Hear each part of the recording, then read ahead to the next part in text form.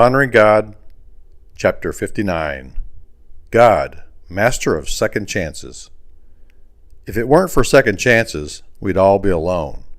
Gregory Alan Issakoff.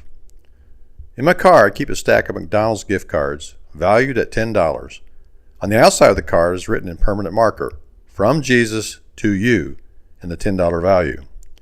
I give these to the homeless people I come across, those who stand on street corners with cardboard signs, looking for a little help. I've been told that many of these people are panhandlers, looking for a quick buck to buy alcohol or drugs. But I've concluded that that isn't up to me to judge their motives. Rather, I just let God sort all that out. I'm called to give, and so I do, with the gift cards for food serving as a slight hedge against other nefarious uses.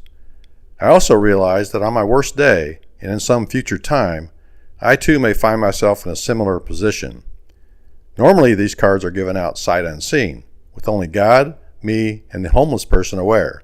But occasionally, one of my managers is along for the ride, and they had inadvertently become a party to the transaction.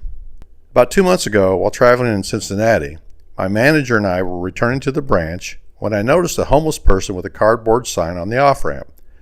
I quickly grabbed one of my cards out of the dash, rolled down the window, asked him if he was hungry, and as I handed him a card, said, "This is from Jesus to you." He seemed grateful, and as we drove away, my manager was surprised.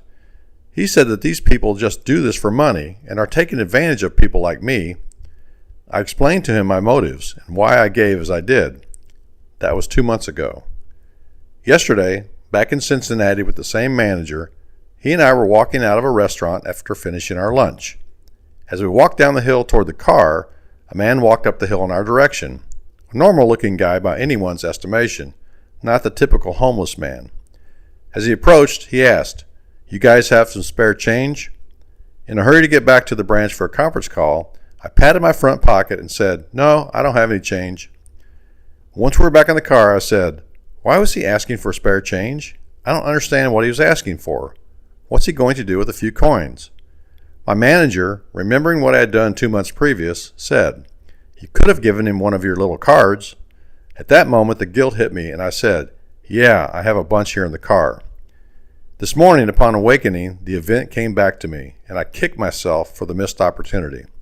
Why didn't I stop and ask him what he needed? Or ask him if he was hungry? Why didn't I take the time? Why was I so busy that I had stopped looking for opportunities to share? I stayed on that theme for a while and chalked it up to not being aware. At lunch today, I was with another of my managers, and this topic came up. He and I often share our faith and prayer requests with each other, and he said to me, "Don't feel bad. You missed one. There will be other opportunities." I felt better about it, knowing that he was right, and we moved the conversation in a different direction. I left his branch and headed south down I-75 to Lexington. After arriving at my hotel and checking in, I went to find some dinner. On the edge of a Walmart parking lot, I saw a man, a dog, and a cardboard sign. I wasn't about to miss this opportunity. I swung the car into the parking lot, and as he approached me, I asked him if he was hungry.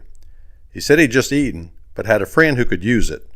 I said, "This is from Jesus to you, or your friend." I wished God's blessing upon him and drove away. No more than a couple of 100 yards from the first encounter, I came across another man. This man looked much rougher than the first, with long, stringy gray hair and similar beard, and with eyes that spoke of world weariness. He had a sign that said something about a homeless Vietnam vet. As I lowered the window and he approached, I asked the standard, "Are you hungry?" He responded in a positive manner. As I said, "This is from Jesus to you," he stared at the card, as if hearing but not understanding my words, trying to figure out what it was I'd given him. After I explained it was for food at McDonald's, he took it from my hand and walked away. I called after him, "God bless you." He turned and said, "God bless you." As I drove away, I choked up and had to fight back the tears. The tears came partly because as I thought of him and his condition, I felt sorry for him.